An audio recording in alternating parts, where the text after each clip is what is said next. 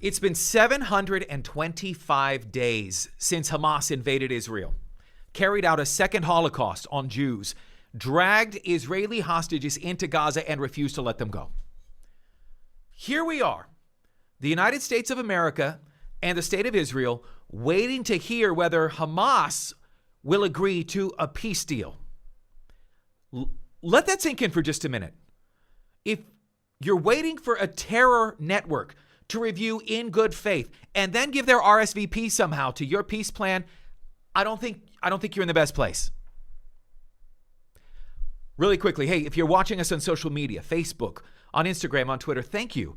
I also want to invite you to subscribe to our YouTube, our YouTube channel. It's youtube.com/@RealLifeNetwork. Also, I want to invite you to download the Real Life Network app. It's reallifenetwork.com, reallifenetwork.com. It's 100% free. It's like saying yes and amen to this show and to everything else on the network. Okay, let's get back to the show. President Trump and Prime Minister Netanyahu from the White House unveil a 20-point plan to end the war in Gaza. The plan calls for an immediate ceasefire, the release of all the hostages within 72 hours, not a drib-drab, humanitarian aid, and a phased withdrawal of the IDF. It sounds reasonable, right?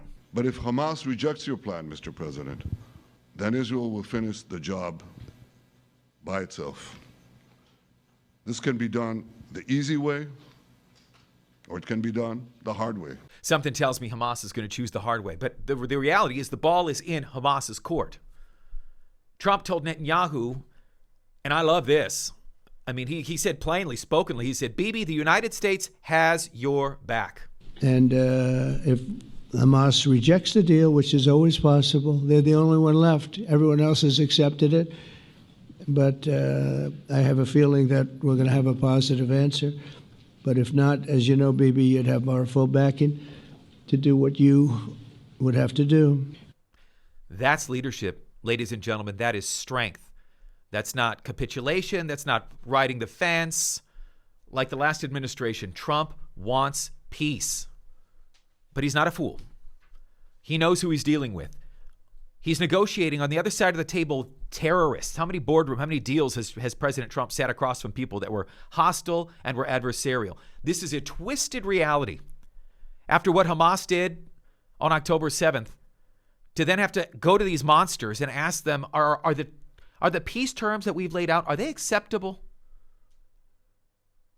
And while Trump and Netanyahu are trying to force Hamas to let the hostages go, to bring peace to an almost, my goodness, it's been almost 2 years now, 2-year-long war. The haters outside the White House calling for violence. Did you see this?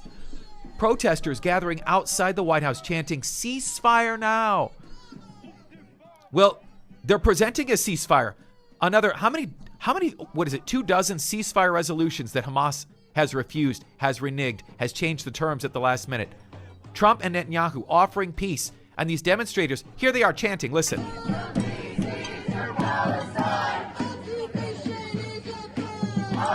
And that was from D.C. to Palestine.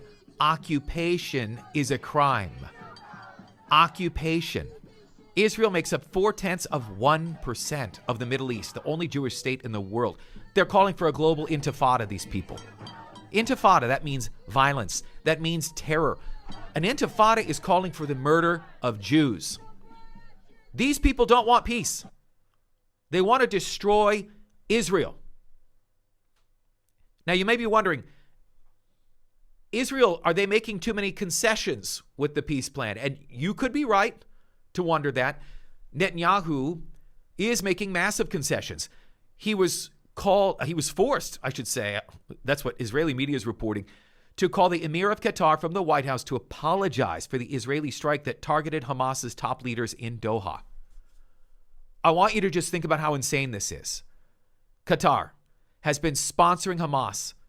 They've been hosting Hamas commanders in 5-star Qatari hotels. They had a hand in October 7th. They helped make it possible. Qatar never apologized for October 7th. Netanyahu is the one to apologize to them? Look, you have to know this, that in the Middle East, An apology, you don't just hand out an apology, and especially someone at Prime Minister Netanyahu's level. An apology, a mea culpa like that is seen as weakness. I hate that. I hate that he was forced to do that. But the truth is this. Hear me. The United States is at war with Qatar. Not just Israel, America, the West. We are at war with Qatar. You may not realize it. You may not even see it that way.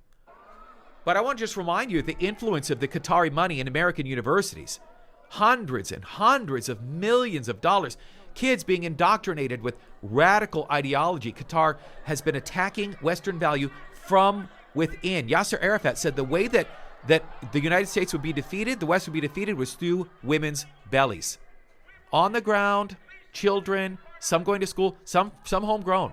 The radicalization, whether you want to admit it or not. America has bases in Qatar, but that doesn't change the fact that what they're trying to do.